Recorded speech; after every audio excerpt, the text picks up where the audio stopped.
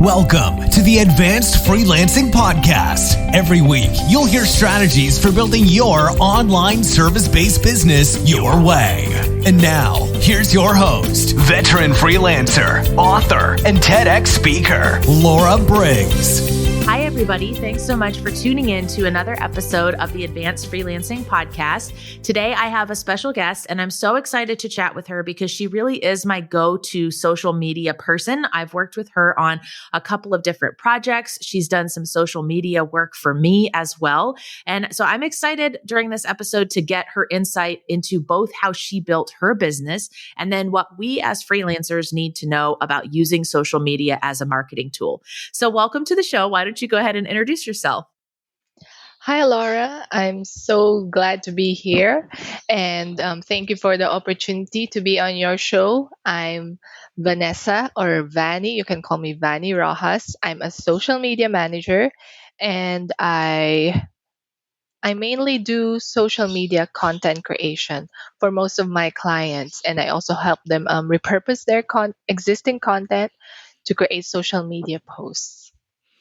Awesome. Well, welcome to the show. I'm so glad you brought up the idea of repurposing because that's something that's really important for those freelancers out there who aren't doing that. That's where you take some base piece of content and then you're turning it into other things that go out on different channels. So for example, I could take this podcast, I could get the transcript of that and turn that into a blog post. It could be a social media post. We could turn it into a checklist PDF that I give away to my email subscribers. And it's really a way to get a lot of traction out of one particular thing.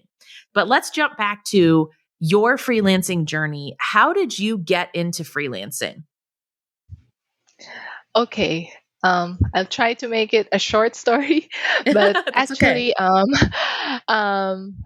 my previous job before freelancing is in software engineering. So I was a software engineer for 14 years, and then during the pandemic, I lost my job along with a lot of people, and it was quite difficult to look for opportunities after that because I was also trying to limit my search within my city. Since I also actually gave birth during the pandemic, so I'll have two small children. So I wanted an opportunity that would help me stay close to home. But it was difficult. My city is not really like the commercial business district. So I thought, why don't I try freelancing? But you might ask, why social media management? It's far from software engineering. Why don't I get freelance opportunities in software development instead? So actually, as almost all throughout my software engineer career, I was also involved doing communications work as a volunteer at my local church. So that's where I had some experience dabbling in social media management, creatives, and I thought of banking on those skills and try to offer it as a service. So I took some courses like within 1 month and then tried looking for clients on Facebook groups. And then I found some clients, and yeah, the rest is history, I guess. I love that. So it's really hard for most freelancers to get their first couple of clients when you don't have any sort of proof of being able to say, especially with social media, oh, I helped so and so grow their following. How did you overcome that as a new social media manager and get those first couple of clients? um, I think for like the first 3 or 4 clients, they actually asked for paid trials.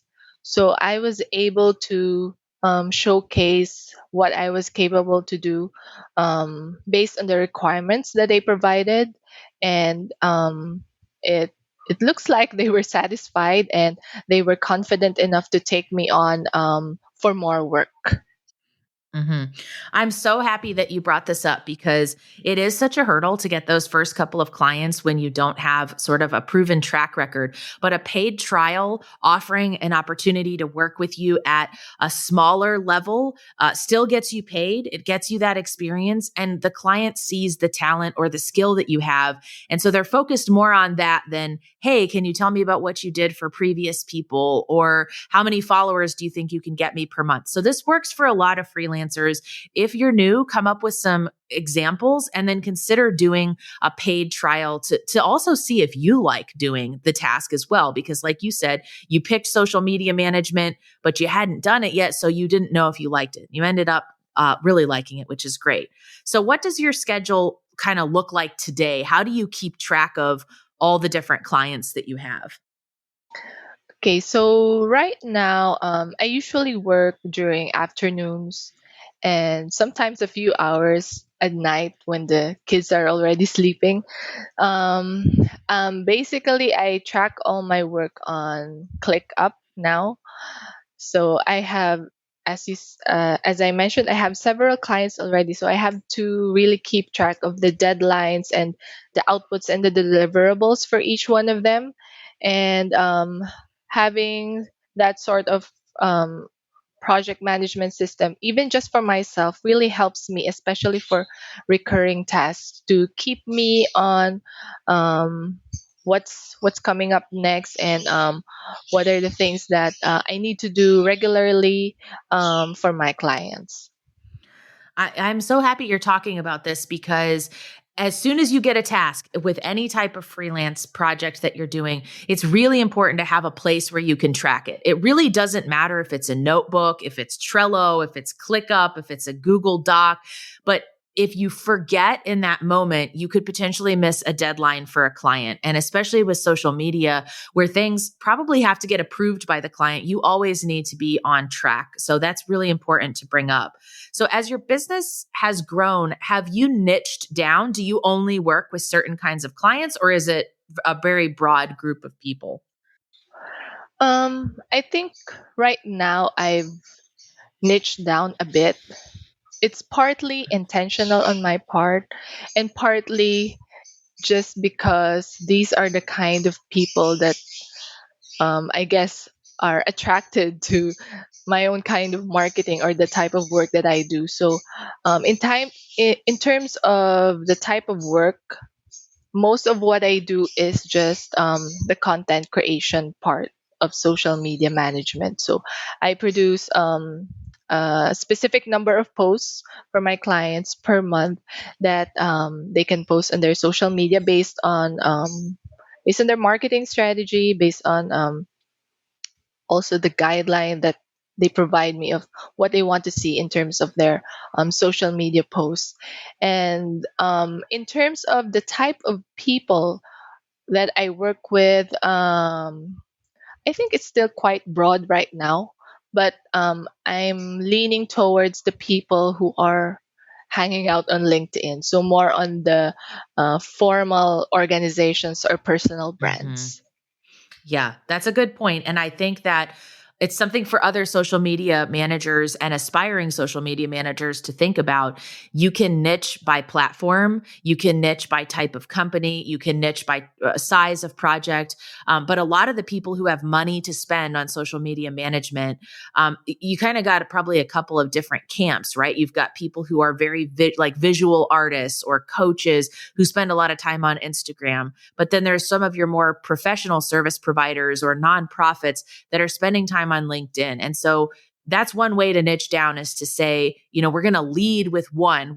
LinkedIn is the most important place where we want to see growth, and we can repurpose those posts into other channels. But that's kind of one way to help make things easier for you. So as you're working with clients, I imagine, just from my interaction with a lot of clients, that many people have perceptions of what success looks like with social media. They have their own vision of what it means to grow there. So do you have to educate your clients about that, or tell them why you're doing what you're doing? Um, for most of my clients, I think I've been fortunate that most of them trust the work that I do, and I rarely have to justify the things that I'm doing. Although sometimes I do have to remind them, like um, they want to see CTAs or calls to action for each and every post. So I tell them, yeah, we do that, but not all of the calls to action are actually like sales CDAs. So I tell them that we need to do a mix of engaging and entertaining them, and not always trying to sell or promote our service or the product. But for most of the time, I for most of the time, my clients are able to trust what I'm doing, and it's also a collaboration to receive ideas and feedback from them on what they want to see, but at the same time, also give my own inputs based on what I observe or what I see from other accounts. And that's a really good piece of advice to file away too, is that whether you're providing blogs or you're a virtual assistant doing all kinds of work or a social media manager, sometimes it's not just about the deliverables that you provide. It's about seeing how they're performing or ways that you could improve things and make things better. Some of the best virtual assistants and business managers I've worked with have taken that extra step to say, hey, here's how we're doing things now. Here's what I'm learning as we put things into practice. And here's a way we can do that better. And that's really where you build those long-term relationships with clients. So let's shift gears and talk a little bit about how freelancers can use social media to help grow their own business. So, what do you think? Let's start with, should a freelancer focus on one or two channels, or should they be live on every channel where their clients could potentially find them? Okay, so one piece of advice that I've heard and I also really agree with is, for if you're starting out, choose one thing that you really believe you can do well. Because, as anyone knows, creating social media content really takes time. And if you put too much emphasis on that and being spread yourself thin among different platforms, it can take up too much of your time and take away time where you actually do client work. So that's also what I believe in, that you do well on one channel where you really think you can do it consistently and excellently. And once you have established that, you can consider having a repurposing strategy to be able to reuse your best content on that platform to the other platforms. Hmm. Okay. What kinds of things are you seeing getting the most traction on social media right now? Is it a style of post? Is it posting a certain day or time of day? Are there any sort of high level tips you can give us for making the most out of our social media channels as freelancers? I think what really what will always do well are personal stories. So it can be in different forms, like a long form post sharing your story, or it can be a video. So no matter the actual uh, type of post, but having your own story, sharing it, even a simple thing like how you got into freelancing, or how you um, how you got the clients that you have right now.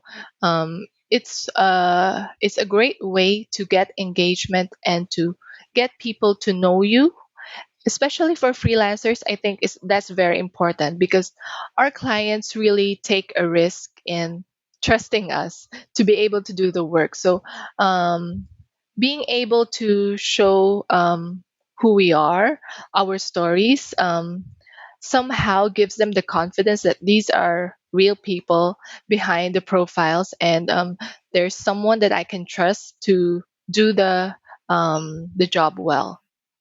Yeah, I think that's really smart. Personal stories help connect who you are behind the screen and share information that you may not think will resonate with your potential clients, but sometimes that's the thing that makes them feel excited about working with you. So don't be afraid to veer away from posting all business. It's good to post business content as freelancers, but sometimes it's those other things, the other aspects of your life, why you got into freelancing, why you've built your business the way you do, why you were attracted to a certain niche or service offering can really showcase to your clients what makes you unique. And that's really what they connect with. Um, so are you seeing any trends with the clients that you're scheduling social media for that we can use to sort of build into our own social to get clients? I mean, maybe it's around how often we should post on social media. I think we feel a lot of pressure. Certain platforms like Instagram, right? You need to be posting all the time. It's almost like you need to be posting every single day. And that's kind of hard to do as a freelancer. But are there some general guidelines of how often a freelancer should be active, both to connect with clients, but also because each platform has its own algorithm? For most of my clients, we post 3 times a week.